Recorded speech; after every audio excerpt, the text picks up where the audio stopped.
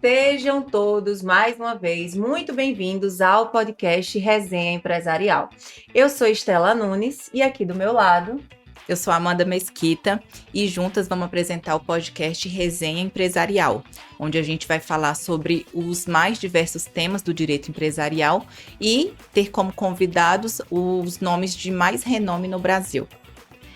Vai ser muito legal. Aqui, o objetivo da gente é falar sobre prática empresarial, sobre o dia a dia do direito empresarial, seja na perspectiva do advogado, seja na perspectiva do judiciário. O objetivo é falar desses temas de uma maneira descontraída, leve, mas sem esquecer de trazer muita informação atualizada e muito conteúdo de qualidade. Já agora, você não esqueça de se inscrever aí no nosso canal, para quem estiver no YouTube, de dar seu like, de compartilhar. A gente precisa desse feedback, dessa interação, para a gente ter muitos mais episódios como esse. E hoje nós vamos falar sobre recuperação judicial, né? Um assunto que está em alta e que visa ali ajudar a reestruturar as empresas para evitar uma quebra. Então, vai ser um assunto muito relevante, tem até recentes notícias, né, sobre o assunto.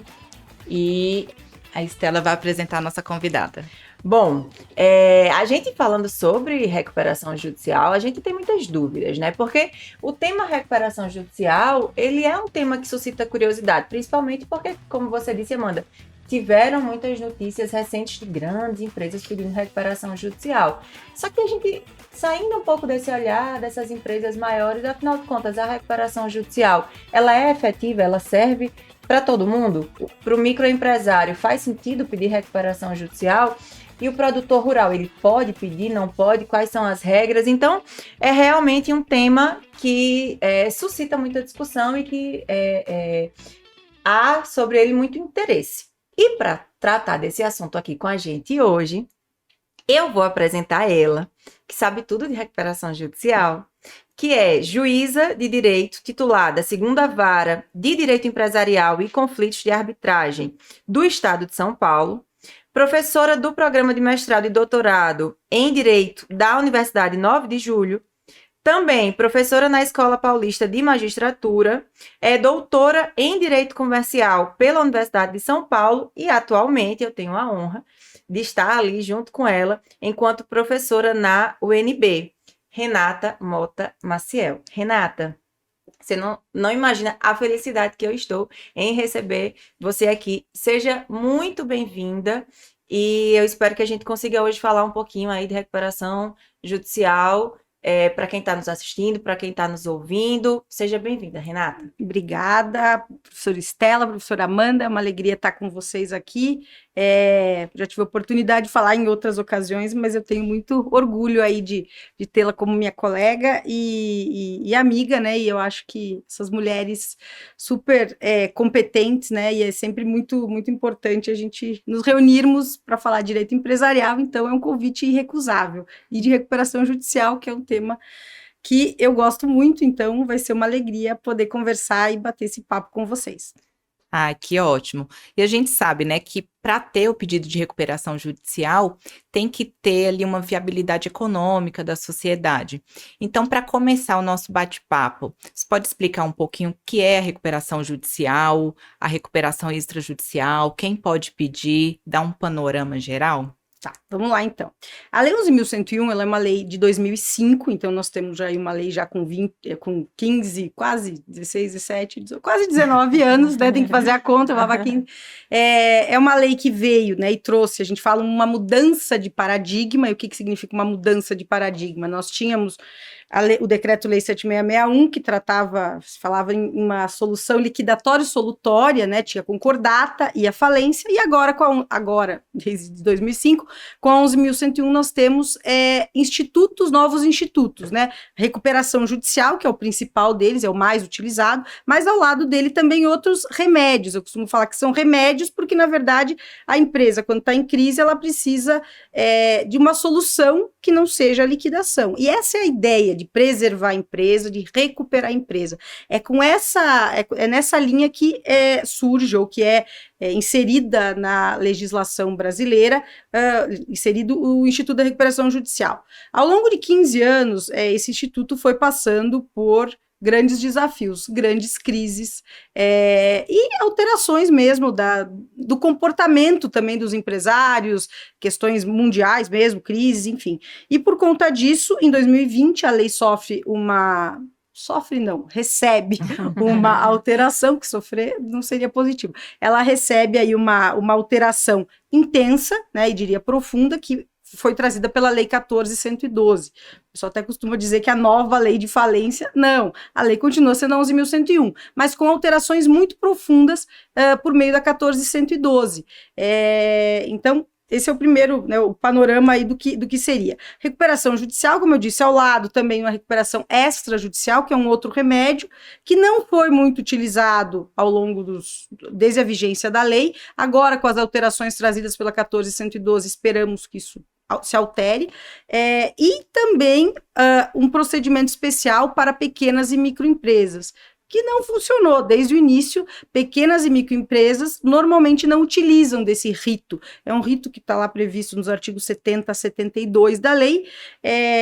Eu trabalhei um tempo, antes de trabalhar na vara empresarial, eu trabalhava na vara de falência e recuperação judicial na capital, porque lá é separada a competência. Eu trabalhei por alguns anos, 2008, 2009, acho que até 2011, numa vara de falência. Eu digo a vocês que eu não encho uma mão de recuperações pelo rito de pequenas e microempresas, o rito especial. Mas se vocês me perguntarem quantas recuperações são de pequenas e microempresas, eu vou dizer a vocês, a maioria, né? A Amanda comentou dos grandes casos, né, Amanda? Realmente, esses grandes casos são os que aparecem, eu sempre brinco, né, nos jornais, dos grandes jornais, mas não é disso que vive um juiz de vara empresarial e não é disso que vive, né, o judiciário em matéria de recuperação. 99% das empresas no Brasil são pequenas e micro, então eu acho que olhar para isso é um grande desafio. Né, e eu acho que a nossa conversa aqui vai poder esclarecer um pouco essas questões, porque senão a gente fica, às vezes, olhando e dizendo, mas a recuperação é lá para, citar casos aqui, né, aleatórios, mas é para as Americanas, a recuperação é para 1, 2, 3 milhas, a recuperação é para Gol, né, que agora pediu lá o capítulo 11 fora do Brasil, mas não é só para essas empresas, na verdade, é uma ferramenta para que as empresas possam sair do estado de crise, se reorganizar e sair do estado de crise. Você pergunta quais são os requisitos, né? Na verdade, a lei diz, o artigo 1º, ele diz assim, essa lei se destina, ela se destina ao empresário e à sociedade empresária. Essa é a literalidade da lei. Mas nos últimos tempos, esse artigo vem sendo flexibilizado por tribunais, aí todo o Brasil, em primeiro grau e segundo grau. Não temos uma decisão ainda mais robusta dos tribunais superiores, mas tem se autorizado recuperações, sobretudo depois da pandemia, recuperações de outras instituições que não apenas empresários, sociedades empresárias. É o caso aí de fundações, associações, né? Santa Casa, universidades, e também a lei da SAF, né, que nós não podemos esquecer que ali, com previsão legal, também traz a possibilidade de recuperação judicial dos clubes de futebol. Então, esse é mais ou menos o cenário assim, inicial, né, para poder pedir a recuperação judicial. Então, qualquer empresário, sociedade empresária, com essas particularidades aí relacionadas a essas outras entidades.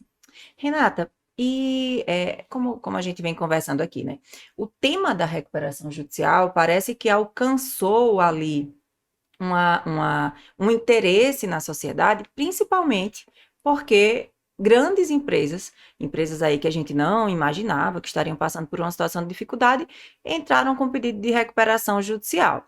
E aí isso traz naturalmente um interesse muito maior, porque as pessoas querem saber, entrou em recuperação judicial, e no meu dia a dia eu escuto muito assim, entrou em recuperação judicial, quebrou, né? Acabou, não tem mais o que fazer.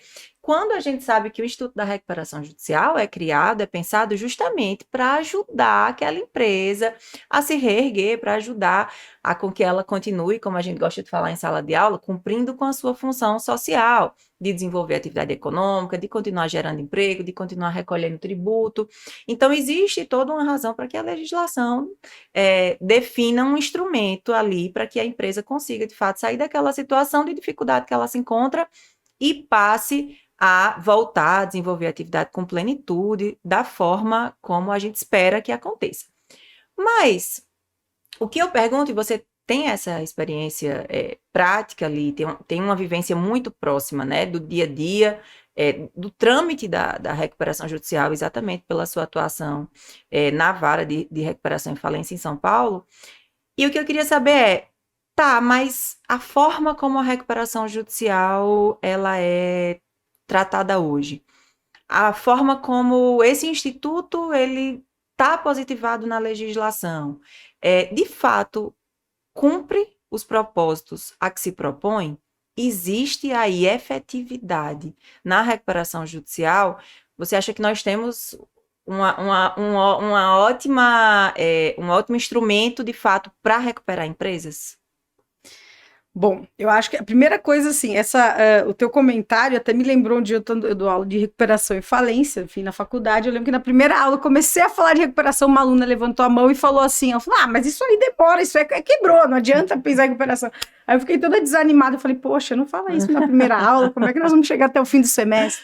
Mas, brincadeiras à parte, na verdade, infelizmente, essa visão, né, e que não é uma visão, você tem toda a razão, as pessoas que falam, entrou em recuperação, é quase aquele, já era, né? Já era. É tudo que não se esperava desse instituto, porque, na verdade, quando a Lei 11.101 entra em vigor, a ideia era exatamente diferenciar e entender que em recuperação judicial é uma empresa que está em crise, reconhece, declara sua crise e diz, estou em crise, mas vou me reorganizar.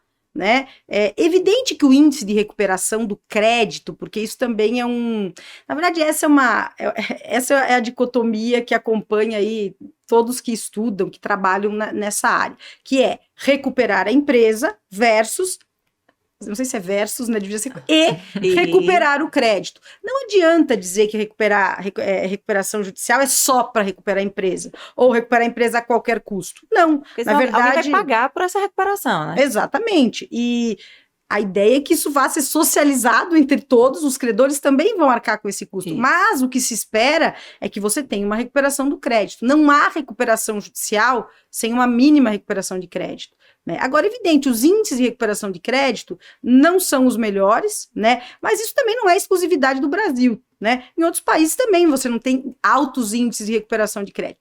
Eu acho que a diferença para a nossa mentalidade aqui, e é uma mentalidade latina em geral, mas é a nossa resistência em entender que o processo de crise ou estado de crise de uma empresa, ele te remete a vários remédios. E, dentre esses remédios, a falência também é um remédio. E é uma resistência muito grande. Eu falo isso como juíza também. Juízes, né? Ninguém fica super... Né, os juízes, às vezes, até resistem para decretar uma falência.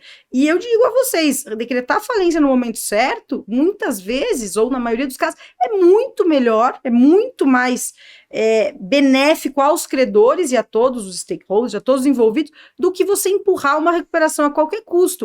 E essa é uma questão de mentalidade. E essa mentalidade, eu acredito que ela vem mudando, eu sou sempre otimista, né? Mas não sei se vivo no mundo cor-de-rosa, mas eu acredito que isso vem mudando. E é interessante, vem mudando também, Estela e Amanda, por conta exatamente dessa visão. Logo que ela entra em vigor, que você falou, né? Tá em recuperação, então, né? Na verdade, a recuperação, primeiro, a recuperação judicial não é para qualquer empresa. Algumas têm o perfil, porque é um processo caro, isso também ninguém fala, né? Ele custa caro. Isso. E vocês podem dizer, mas deveria custar mais barato. Eu não sei se é esse o ponto. O ponto é que esse é um remédio. Eu tenho outros. A recuperação extrajudicial me parece que é mais barata do que a recuperação judicial. Ela tem alguns benefícios que agora com a alteração da 14.112 até ficaram mais claros e foram resolvidos, então acredito que seja um instrumento mais efetivo. E eu tenho também medidas que vem se falando nos últimos anos, pelo menos nos últimos quase 10 anos até, que são medidas extrajudiciais e também pode ser judicial voltadas à negociação, à mediação, à conciliação, né? Que são formas de resolver o problema. Eu sempre brinco e ponho as mãos e faço sem as mãos do juiz, porque as mãos do juiz não resolvem todas as coisas. E aqui na recuperação judicial, é claro que uma recuperação na recuperação de empresa, né? Mas na recuperação judicial você tem ferramentas determinadas, a suspensão das ações e execuções talvez seja o melhor exemplo, que são muito eficientes para uma empresa que está em crise. Você congela, né, toda bloqueio, bacenjude, é muito. Só que você tem outras consequências. Para você levar uma recuperação até o fim, tem um custo alto. Então, eu acho que isso tem que ser pensado e os advogados e os empresários também, quando vão optar por uma recuperação judicial, tem que ser muito bem conversado. E uma coisa que também às vezes a gente esquece é o seguinte: a crise não surge de uma hora para outra. Salvo os casos que às vezes aparecem nos jornais de que descobri um rombo de bilhões. Olha só, né? Fui olhar aqui minha contabilidade e apareceu. Esqueci 5 zeros aqui. Mas, exceto, tô brincando, né? Mas tô falando sério, a crise não aparece de uma hora para outra. E por não aparecer de uma hora para outra, eu acredito isso há muito tempo, eu acho que cada vez mais fica claro uma recuperação que vai ser bem sucedida. E o que é bem sucedida? Como é uma recuperação que seja aprovado o plano pelos credores, concedido e que eles consigam cumprir esse plano, ela tem que ser bem estruturada, e isso leva tempo. E não é quando eu entro com a recuperação, eu protocolo o pedido, peço a recuperação, e tenho 60 dias para apresentar o plano. Não é ali que você vai resolver tudo. Você já tem que estar com isso estruturado, eu diria até assim, quando se pede a recuperação, você já está com o plano praticamente pronto, num cenário saudável. Mas é claro que nós não vivemos só de coisas saudáveis. Mas o ideal seria isso, não adianta a empresa, ela está lá, entrou na crise quando ela já está lá no fundo. Não é para essa empresa que a recuperação judicial serve. Mas eu repito, isso é uma questão de mentalidade. Nós precisamos, e quando eu falo nós todos, advogados, empresários, juízes, promotores, todos que atuam na área. E vou acrescentar mais um aí, professores. Por que professores? Porque você tocou num ponto interessante, que é o seguinte: nós não temos, na nossa formação jurídica, no geral, uma educação voltada para conciliação, para mediação, para essas formas que alguns chamam de alternativas, alguns chamam de adequadas de resolução de conflitos, né? Eu gosto do termo adequada, porque afinal de contas, muitas vezes, como você tocou também na sua fala, não é ali você levando aquela situação para que o Estado, na figura do juiz, né, resolva sem que ele tenha participado do dia a dia da empresa, ou que ele conheça as negociações, ou que ele saiba, de fato, tenha uma profundidade de conhecimento. Não é levando o seu problema para aquele terceiro resolver, que alguns problemas conseguirão ser resolvidos. No entanto, a gente tanto tem uma mentalidade da sociedade pensando, isso aqui vou ter que levar para o juiz resolver, quanto a gente tem também profissionais da área do direito que não têm uma formação acadêmica voltada para pensar em soluções diferentes que não aquelas muitas vezes de judicializar. Eu vejo muito isso no dia a dia. Às vezes eu me deparo com clientes que chegam, né, no exercício da advocacia, eu me deparo com clientes que chegam com conflitos que foram judicializados, que não havia a menor necessidade de judicialização se tivesse havido um esforço mínimo ali de promover o diálogo para a resolução daquele problema. E na atividade empresarial não é diferente. Então, você tem como promover isso, e a gente já tem hoje locais institucionalizados que fazem isso de uma maneira séria, mas que a permeabilidade social desse tipo de prática, de pensamento, não existe. Ainda não existe uma cultura da gente resolver as coisas dessa forma. E quando a gente fala de São Paulo, aí a gente tem ainda uma situação muito mais privilegiada para quem vai dar entrada em pedidos de recuperação judicial lá em São Paulo, porque a gente tem várias especializadas, com juízes especializados, que entendem verdadeiramente do assunto, como é o caso de Renata, naturalmente, que é uma estudiosa da área, que se dedica àquele assunto. Mas quando a gente sai dessa realidade e a gente vai para outros lugares do Brasil, a gente tem aqueles juízes que tem que lidar com questões das mais diversas, dentre elas recuperação judicial, que é algo extremamente complexo e que você não tem simplesmente condições de exigir, é humanamente impossível, que um profissional domine todas as áreas do direito, todas as matérias que a ele são submetidas. Então, a gente tem ainda um descompasso maior ainda da letra da lei, da prática ali, do próprio trâmite do pedido de recuperação judicial. Não sei se você concorda. Não, eu concordo muito, eu digo sempre isso. Não é nem que eu digo, eu penso muito nisso. Eu falo, eu trabalho uma vida, né? Você alterar essa mentalidade relacionada a precisar do Estado juiz, né? Isso é nítido. Eu enfim, como juíza, assim, você vê claramente todos os dias é a cultura do litígio, né? Isso. Ingressar, o juiz te dá uma resposta, mas o que é a mudança de mentalidade? Entender que nem sempre, é claro que o judiciário, convidado a se pronunciar, ele vai dar uma solução. Mas quando eu digo que nem sempre a mão do juiz vai trazer a melhor solução, posso dar 2 exemplos rápidos aqui, um de recuperação, mas um que seja que seja de empresarial. Apuração de haveres, solução de sociedade, brigas societárias. Na vara onde eu trabalho, lá em São Paulo, você veja, se for São Paulo, mas é em São Paulo, mas mesmo assim, nós fizemos um projeto piloto lá de tentar fazer, enfim, propor conciliações e mediações nos conflitos societários, escolhi esse perfil de demanda. Houve um índice de acordo de 50%. Nossa. Mas vejam qual foi o contexto. E aí, por isso que eu falo que é plantar e é um trabalho de uma vida. O que eu fiz? Era um piloto, é claro que não ia dar para fazer isso sempre. Eu designava uma audiência, eu, como juíza, explicava o que era conciliação e o que era mediação, e explicava que eu, como juíza, embora pudesse ser uma boa conciliadora ou mediadora, não tinha capacitação técnica para conciliar e mediar, como os conciliadores e mediadores têm, porque eles estudam para isso, e explicava quem seria o conciliador, como funcionaria, o sigilo, que ninguém ia contar nada para o juiz, se eles combinassem valores lá de apuração, eu não ia ficar sabendo de nada, depois se não tivesse acordo, voltaria para que eu julgasse, e perguntava, vocês querem participar de uma sessão de conciliação ou de mediação?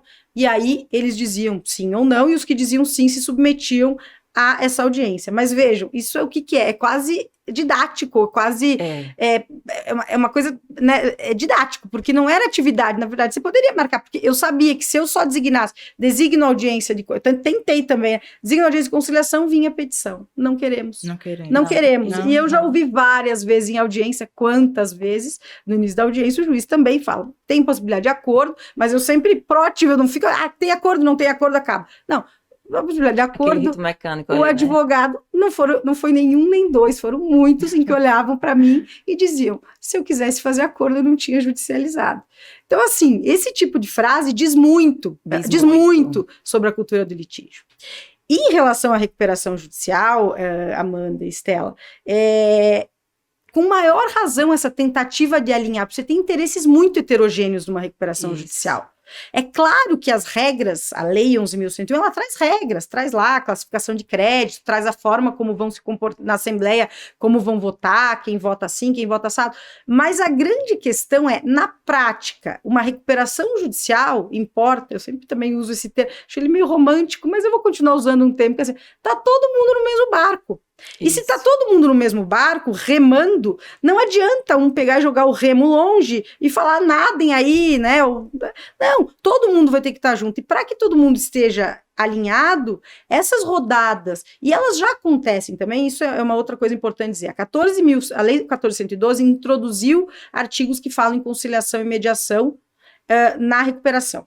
Mas não precisava nem ter dito, foi importante dizer, porque aí fica expresso para o juiz poder apontar o dedo. O CPC, né, que trouxe um monte de previsão sobre mediação, sobre conciliação, mas que era algo que já deveria acontecer há muito tempo. Já tem uma lei, já tinha também a lei, então assim, já poderia fazer, o próprio CNJ já tinha emitido recomendações, já poderia ser feito. Mas o que eu queria destacar é o seguinte, sempre houve essa negociação que não acontecia oficialmente numa rodada de conciliação ou mediação, mas não existe recuperação judicial na prática sem uma rodada de negociação. Então, assim, o plano, a lei diz, né, deferido o processamento da recuperação judicial, a devedora terá 60 dias para apresentar o plano.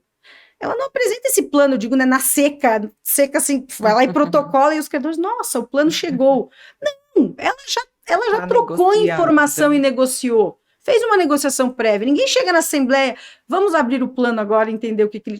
Não, todos já leram antes. Então, é isso que é preciso entender. O que a lei trouxe agora foi um incentivo para que isso aconteça extrajudicialmente ou pré-processual, né, antes do ajuizamento da recuperação, ou dentro da recuperação judicial. Mas eu diria, e aí sem nenhum medo de estar exagerando, na recuperação judicial e na recuperação de empresa em geral, a conciliação ou a negociação em sentido lato é algo inevitável. é inevitável, é necessário.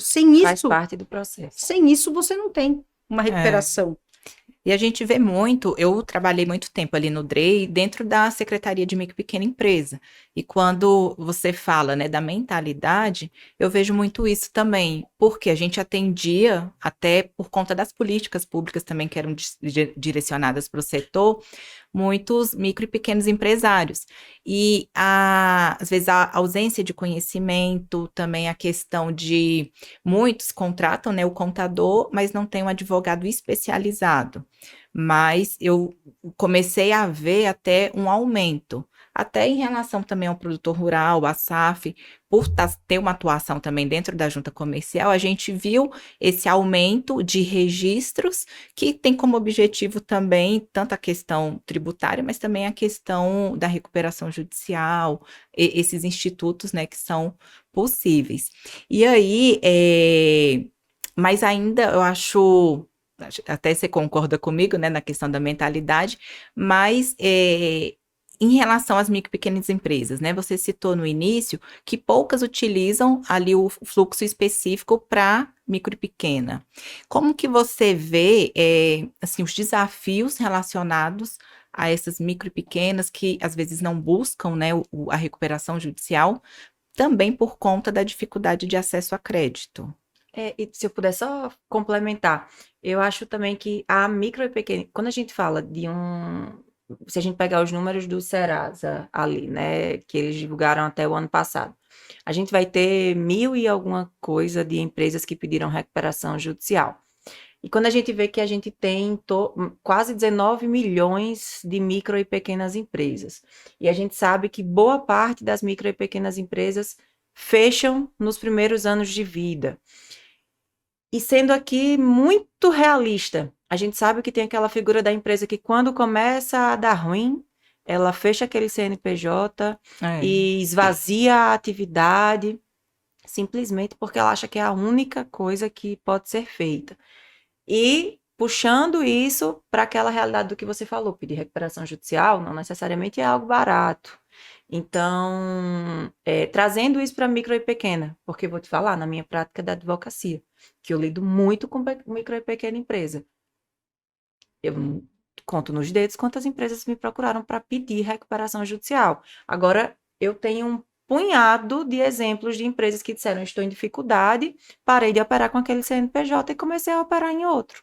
Então, poxa, 1.000 e poucas empresas no ano que pediram recuperação judicial, versus a milhares de empresas que simplesmente fecharam as portas, e pegando a lei vem e traz esse rito especial, que diz, vamos agora ter um foco, facilitar, né? vamos criar um rito aqui, um regime especial, especialmente para micro e pequena empresa, para que seja facilitado.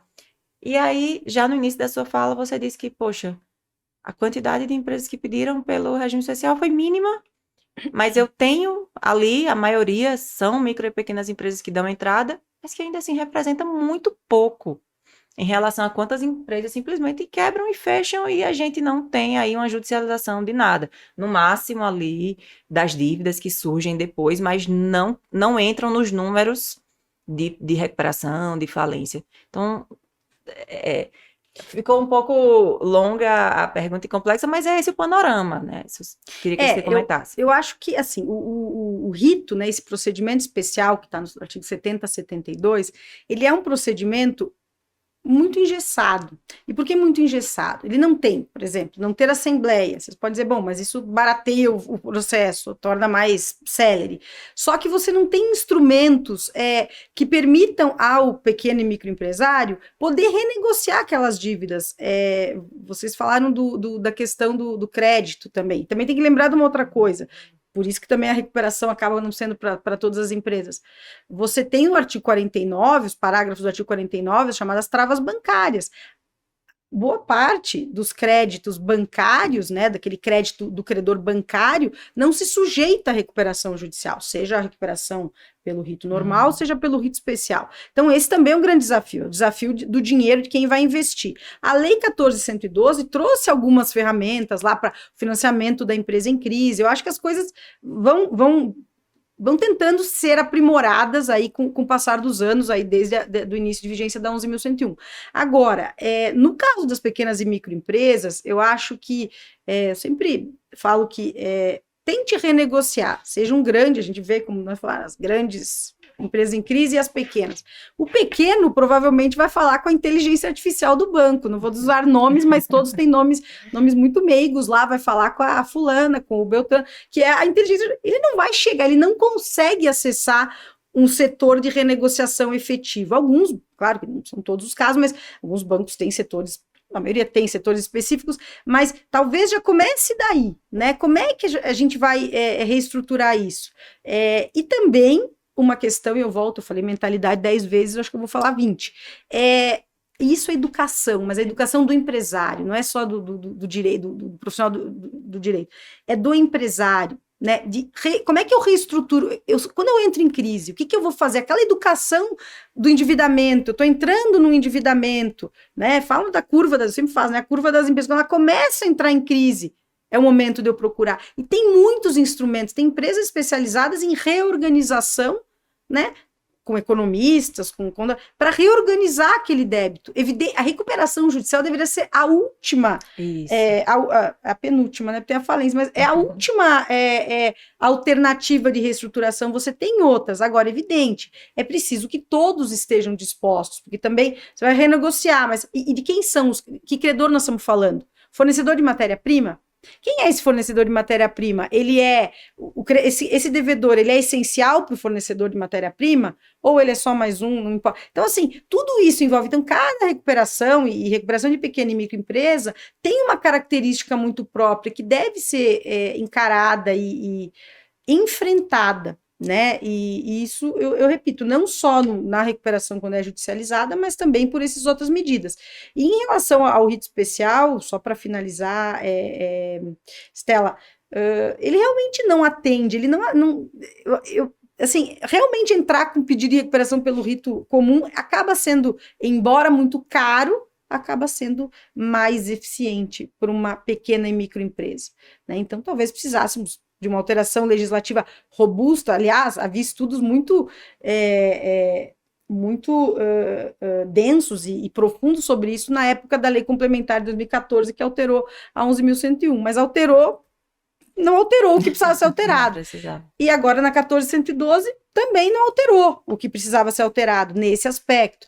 Então, pensar em pequeno e micro, eu acho que, na minha cabeça, eu encaro assim, é fundamental. Nós estamos falando de um país que 99% são pequenas e micro. Exato. Eu não posso ficar só. É claro que as grandes recuperações são importantes, são grandes cases, trazem alterações da jurisprudência, mas não é disso que se vive. A nossa vida é como em matéria empresarial, que eu sempre digo, tem grandes disputas societárias. Eu trabalho lá em São Paulo, tem grandes disputas societárias. O pessoal acha que a minha vida são as grandes disputas societárias. Não, a minha vida são, na verdade, vocês perguntaram o que eu faço o dia inteiro, direito de retirada, artigo 1029, que, aliás, nem precisaria, né, ser judiciário. 1029, direito potestativo de retirada. Essa é a minha realidade. Que sociedades são essas? Pequenas e micro. Perfeito. Como é que é a distribuição do capital social? Normalmente 50-50. Essa é a minha realidade, né? Então, isso é importante falar, porque normalmente também tem mais isso, né? Só se fala em jornal, só se fala nas grandes. Evidente que as grandes chamam mais atenção, até por conta dos credores, né? Não vou citar nomes aqui, mas tem recuperações aí tramitando recentes, em que você tem um volume, eu até não vou lembrar agora aqui o número, mas é um número, milhares de credores. É uma coisa assim, é generalizado o impacto dessa recuperação judicial para consumidores. É claro que isso tem importância, as pessoas se interessam por isso também. Eu sou credor da tal. Agora, repito, não é só isso, porque a movimentação da atividade econômica no Brasil, ela gira com pequeno e micro. A gente precisa olhar para as pequenas e microempresas. E assim, elas têm uma quantidade muito grande, 99%, né, como a gente já falou, mas que geram em torno aí de 75% dos empregos, que movimentam uma quantidade absurda ali da economia. E toda vida, Renata, todas as vezes que você falou aqui sobre a possibilidade de cláusulas contratuais que resolvem problemas sem a necessidade de judicialização, eu e a Amanda, a gente dá uma olhadinha assim de canto de olho, uma para outra e um sorrisinho, Porque parece que é isso, é esse mantra que a gente fica repetindo no nosso dia a dia, seja, né, enquanto professoras ou enquanto advogadas, do quanto a gente evita judicialização de problemas com simples redações de contratos. Contrato social, vamos lá, apuração de Sim. haveres, se as pessoas sonhassem. Como é importante uma cláusula prevendo como, não é o tema nosso aqui, Ó, mas eu tô até me prevendo arrepiando. como deve ser feita a apuração de haveres. Porque depois, eu tô brincando, mas tô falando sério. Depois vem para a mão do juiz, o juiz vai decidir. Eu lembro, eu estava numa audiência assim, era um caso grande até, industrial e tal. E a cláusula do contrato não dizia nada de apuração. Não diz Aí nada. eu fiquei olhando e falei, bom, vocês vão deixar um juiz, ainda fiz assim, vocês vão deixar uma juíza decidir algo que vocês vocês têm Decidir muito sozinhos. mais competência para decidir. É claro que eu vou decidir, espero que bem, mas não será melhor do que vocês. Com Então, uma certeza. cláusula prevendo uma apuração de haveres é isso, né? Não, mas, e vem da mentalidade, né? Porque a gente tem. Eu atuei 12 anos no DREI e agora estou na junta comercial. A maior parte das constituições, alterações, quem realiza ali é um contador. profissional contador que não tem essa visão ali de futuro de um conflito que possa existir e que é muito melhor você fugir da regra geral do Código Civil ou ter que judicializar. E no momento, né, que eles estão ali constituindo a sociedade, não tem nenhum clima ruim, já trazer, né, meio que uma solução, pelo menos para minimizar o conflito. Mas isso também eu acho que vem aumentando a mentalidade de se pactuar no contrato essas resoluções, principalmente, né, direito de retirada é o que mais acontece, falecimento de sócio, apuração dos haveres, é o que a gente sempre fala e Eu acho que é o nunca número sai. 1, né? Não, a de conversa pauta. é sempre assim, É. precisamos falar sobre isso. E Uhum. contrato social, na verdade, ele tem duas funções principais. Uma é fazer funcionar, mas a segunda é resolver quando não funciona. Contrato, na verdade, é Exato. isso. É prever muito mais o quando não funcionar. Porque se estiver tudo bem, ninguém nem lembra que tem um contrato. Você vai Perfeito. pegar o contrato, aliás, o contrato social é um clássico. Você vai pegar o contrato social da gaveta quando tiver problema. E aí você vai procurar lá e vai estar escrito a apuração de haveres se dará na forma da lei. Ok. E temos a lei, vamos fazer. Mas, repito, é muito mais eficiente para os envolvidos que eles tenham tratado disso. E só para emendar aqui que eu não respondi, Estela, quando você falou da recuperação das pequenas e micro empresas... eu tinha perguntado se não utilizavam o rito, foi uma das perguntas, e a outra que eu acho que eu não te respondi, que foi o... Lembra aí, Amanda. Agora me fugiu. Bom, então Não, vamos continuar, depois é que eu tava vamos falando na seguindo. cabeça. Vamos lá. Se você lembrar aí, você Tá. comenta. Mas, embora a gente tenha fugido um pouquinho do assunto falando sobre isso de contratos, mas não deixa de ser extremamente relevante, porque acho que se eu pudesse, eu tatuaria, assim, no meio da minha testa. Empresário, invista num contrato social bem feito, num acordo de sócios bem feito. Lembrei agora, lembrei. É o seguinte, você falou da questão do fechamento irregular ou do fechamento sim, das sim, empresas. sim. A Lei 14.112 trouxe uma alteração que eu acho que ela é uma alteração que deve ser divulgada, que é a seguinte. Primeira coisa, no Brasil, você não tem nenhum ônus, né? Quando fala ônus, é nenhum prejuízo em não pedir. Se você estiver em estado de insolvência e não pedir a tua falência, você não teoricamente, você não é punido, porque, na verdade, não tem nenhum ônus, né? Em alguns países, por exemplo, se você ficar em estado de insolvência por mais de 90 dias, 6 meses, sem declarar a tua falência, você responde pessoalmente. Aqui no Brasil, a gente não tem isso. Agora, é evidente, você fecha as portas, eu digo irregularmente, sem fazer o encerramento da sociedade, você tem algumas questões. Primeiro, que você fica lá com o teu passivo, você pode sofrer um pedido de recuperação, um pedido de falência, né? Você pode receber aí um pedido de falência de algum credor. Você tem a questão também da desconsideração da personalidade jurídica, dependendo do tipo de crédito, também pode acontecer.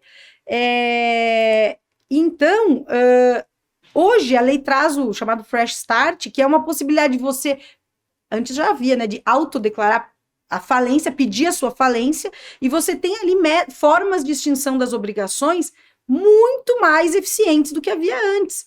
Então, é uma forma que me parece eficiente para resolver isso sem o encerramento irregular das empresas, porque esse é um grande problema, né? É um grande problema que nós temos. Agora, claro, para isso, a falência tem que funcionar. E a autofalência também, que eu não falei ainda isso, mas também queria deixar claro, recuperação judicial só funciona se tiver um sistema de falência que também seja eficiente, porque senão, muitas vezes o que acontece? Volta a tua fala lá, tem recuperação, então já foi. Aí você fica empurrando, às vezes aprova planos de recuperação, porque diz, bom, se eu não aprovar, sou credor quirografário, melhor aprovar isso aqui do que para falência, qualquer coisa do que ir e para que eu falência. não vou receber nada na falência. Essa mentalidade também tem que mudar. O ideal seria que o credor pudesse fazer uma conta e dissesse, bom, se decretar falência, para mim vai ser melhor. E às vezes pode ser mesmo. Mas aí também tem que ter um judiciário ativo, né, fazendo essa caminhada aí para que se tome a melhor decisão ou se utilize do melhor remédio, né? Eu acho que a palavra-chave de hoje, do podcast de hoje, foi mentalidade. Porque a gente falou sobre, usou esse termo várias vezes, todas nós, porque de fato a gente ainda tem um desafio muito grande de fazer com que advogados entendam que é um instituto jurídico que pode auxiliar o empresário, que empresários entendam que podem recorrer a ele. E quando a gente fala não só de empresários, mas também a gente chegou a comentar da questão do produtor rural, muitos produtores rurais sequer fazem ideia que podem recorrer a esse instituto. Havia ali, né, aquela discussão de se o desenvolvedor de uma atividade rural podia pedir recuperação, se precisava preencher aquele requisito da lei de 2 anos de desenvolvimento de atividade inscrito enquanto empresário, porque a grande questão é que o desenvolvedor de atividade rural, pelo Código Civil, a princípio não é considerado empresário. E a inscrição para ele na junta comercial tem natureza constitutiva. Então, ele torna-se empresário a partir do registro, antes ele desenvolve uma atividade simples. E como a Renata bem esclareceu para a gente que a lei de recuperação e falência fala que poderão pedir recuperação os empresários, a gente tinha essa discussão de se o produtor rural poderia ou não. E aí a gente até teve aquela flexibilização antes, né, do STJ, antes da modificação da lei, a gente teve aquela Em flexibilização. 2020, né, teve uma alteração legislativa, e antes de 2020 até tem um decisões, precedente, um caso né? do STJ específico, que a ministra Nancy Andrighi fez todo um histórico da atividade rural no Brasil, e aí flexibilizou a questão dos 2 anos, lá do caput de 48, daí na sequência nós temos a alteração em 2020, e antes, na verdade não, antes de 2020 foi a 1412, antes de 2020 já tinha, o 48 já tinha sido alterado para facilitar essa comprovação pelo empresário, mas agora com a 1412, especificamente o parágrafo 3º do artigo 48, fala do empresário pessoa física, né? E isso, então, na verdade, agora ele realmente trouxe aí um incentivo ao empresário rural, ao produtor rural, e não só a sociedade que exerce atividade rural, para que possa usar a recuperação judicial. Só que a gente vê que ainda a quantidade ainda é muito pequena. A gente estava conversando, né, Amanda, dando uma análise nos números, e a gente viu que no ano, de acordo com os dados do Serasa, né, no ano de 2023, pediram recuperação judicial enquanto produtores rurais apenas 80 ali, produtores, empresários. Enquanto no ano anterior, isso até o mês de setembro. Teve até um aumento, né? Porque tinha sido 20. Tinha sido 20 no ano então, de 2022. Assim, ainda é algo muito distante, e eu acho que realmente a palavra de ordem é essa mudança de mentalidade. E eu acho que o podcast tem também essa intenção de tratar de conteúdos que interessem e levar, disseminar o conhecimento.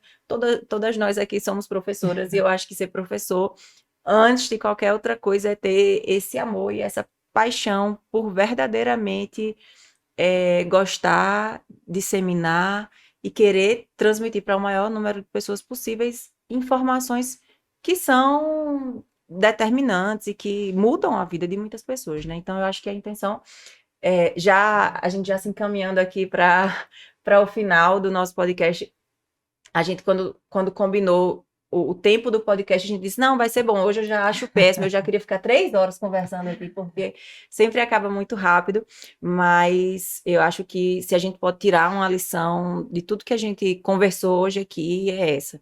A gente ainda precisa de aperfeiçoamento de muitas questões legais, precisamos também de uma disseminação maior, especialmente em outras regiões do Brasil, falo com muita propriedade disso, porque morei no Norte e Nordeste, então é algo que eu conheço.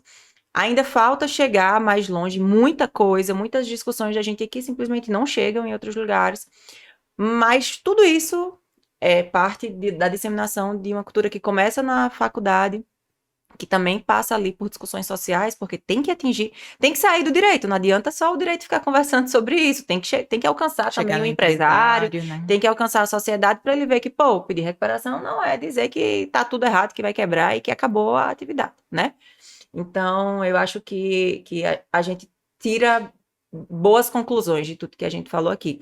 E aí, já partindo, Renata, para o nosso encerramento, para a parte final, fugindo aí um pouquinho do direito, a gente sabe que todos nós temos aquelas figuras que nos inspiram, pessoas que foram super importantes, seja para a nossa carreira, ou seja, para quem a gente se tornou. Acho que a gente não se torna nada, a gente está sempre, né, nessa constante mudança, mas a gente tem aquelas figuras importantes ali que foram determinantes da nossa vida, e a gente queria saber de você.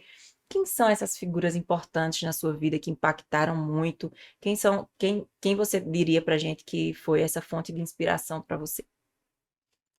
Que são, eu acho que são, como você disse, nós estamos sempre nos transformando. Eu acho que ter pessoas inspiradoras é sempre. Todo mundo tem as suas inspiradoras.